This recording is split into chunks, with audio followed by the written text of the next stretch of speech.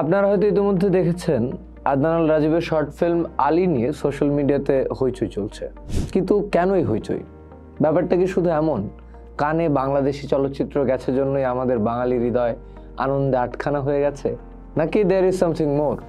আচ্ছা, সেইটা বোঝার আগে বাংলাদেশি সিনেমার সাথে কানের অতীতের অভিজ্ঞতা নিয়ে দুই চার কথা বলা যাক। 2002 সালে কান চলচ্চিত্র উৎসবে প্রথম তারেক মাসুদের মাটির ময়না সিনেমাটি ডিরেক্টরস ফোর্টনাইট বিভাগে নির্বাচিত হয়। সেই সিনেমায় মুক্তিযুদ্ধের জটিল রাজনৈতিক ও মানবিক বাস্তবতাকে আন্তর্জাতিক পরিমণ্ডলে উপস্থাপন করেছিলেন তারেক মাসুদ। সেই ঘটনার 2 দশক পরে 2021 সালে আব্দুল্লাহ মোহাম্মদ সাদের রেহানা মরিয়ম নূর কান চলচ্চিত্র উৎসবের আনসার তেরিকা বিভাগে নির্বাচিত হয়। যেই সিনেমায় একজন নারীর নৈতিক সংকট এবং সমাজের দ্বন্দ্বকে ক্যামেরাবন্দি করেছিলেন পরিচালক। মজার ব্যাপার হলো, এই 2 সিনেমার প্রাপ্তি ব্যাপক সম্মানসূচক, তা নিয়ে কোনো সন্দেহ নাই।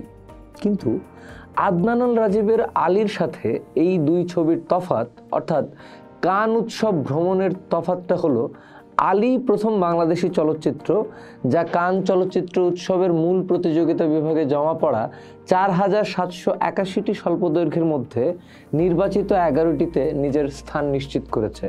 এটা প্রথম বড় ঘটনা।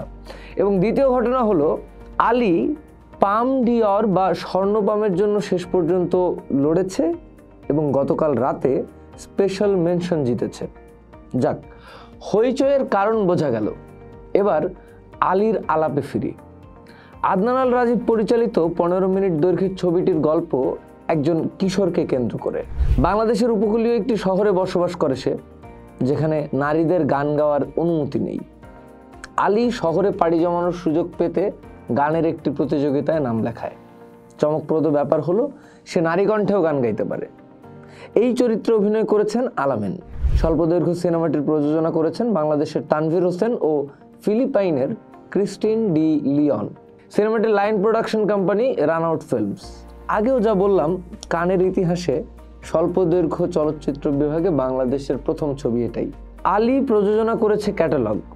দক্ষিণ ও দক্ষিণ পূর্ব এশিয়ায় চলচ্চিত্র নির্মাণের সেতুবন্ধন গড়ে তোলার লক্ষ্যে Adnan Al Rajib, Tanvir Hossain, Christine de Leon ও আরভিন বেলারমিনো যৌথভাবে প্রতিষ্ঠা করেছেন এই প্রযোজনা সংস্থা।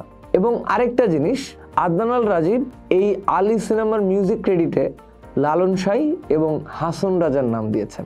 এই যাত্রা অব্যাহত থাকুক, আমাদের দেশের গল্প বিশ্বমঞ্চে আরও উচ্চারিত হোক এবং আমাদের চলচ্চিত্র আরও সাহসী, সংবেদনশীল এবং প্রভাবশালী হয়ে উঠুক দিনে দিনে। পোস্ট দেখুন, ভাবুন, করুন, থাকুন পোস্টের সাথেই।